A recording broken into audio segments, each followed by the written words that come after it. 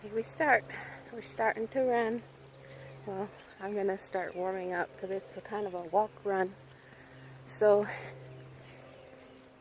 and you're not allowed to run around this area because it's disrespectful, I guess, which is fine. I'll just start my warm up here.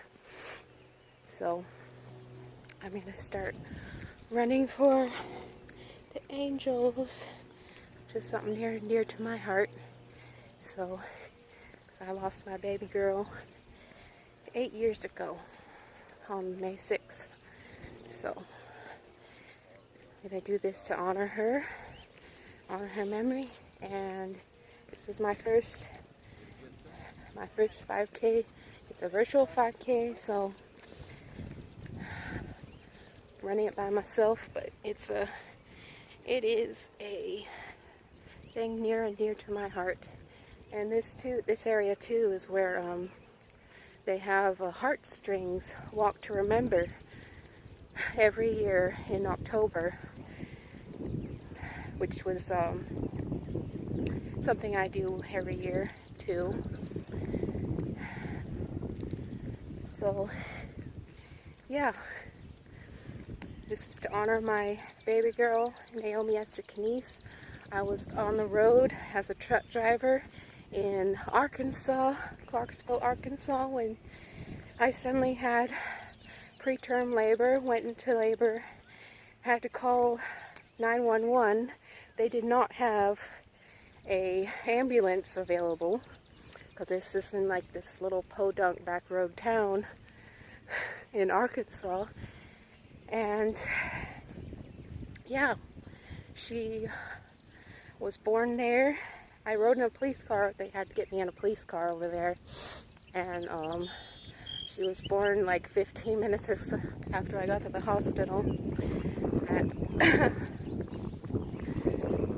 oh jeez, I don't even remember what time, but it was like 9 o'clock at night, May 6, 2011. My first baby girl, she was 24 weeks and 3 days when she was born. So right on the edge of that survival age for pregnancy, preterm, and for a preemie, and being born in a podunk backwoods town of Arkansas. This was like more like a clinic of a hospital than an actual hospital. They didn't have the facilities available to save her life. What they did was used an infant breathalyzer on her, but of course that didn't work. But maybe it was a blessing, because you know, preemies born at that age are probably 25% likely to survive, and even then they're going to have problems. So there I was. We lived in Wisconsin at the time, a truck driver, and 1,000 miles from home. And when I called when I called the company, they said, "Oh, well, is the truck okay? Where's the truck?" Excuse me, I just lost my baby. I'm in the hospital. I want to go home. So that was difficult. And so I was like, well, we can send you on a bus home. Okay. And my husband was like, no way, I'm coming down to pick you up. So he drove with his father 1,000 miles from all the way down to Clarksville, Arkansas, picked me up from the hospital at they got there at 1 o'clock in the afternoon the next day on May 7th.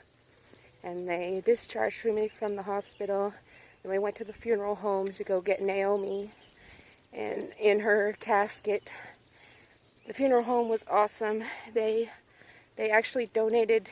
They have donations that take care of babies passing away. So everything was donated. They dressed the baby in some clothes that the funeral home provides, and they were so nice.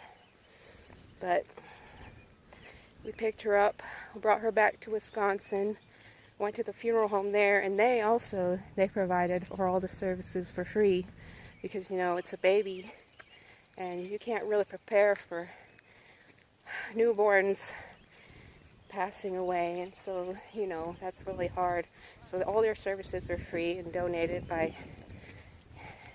you know, people there. And they were so nice. And we buried her in North Cemetery in Rice Lake, Wisconsin. And yeah, she's still up there. We had to pay for her headstone, but then someone else, they donated that from our church. Actually, come to find out, it was my mother-in-law, my mother-in-law, and my father-in-law that paid for the headstone. We were poor back then, because I quit my job after that of driving truck with Swift. I just couldn't take it being away from home anymore. So, yeah, that's my story, and this is why I'm running a 5K once I get out of the walk-only area. I'm going to go around the park and finish this off. So I will see you guys later. Love y'all. Bye.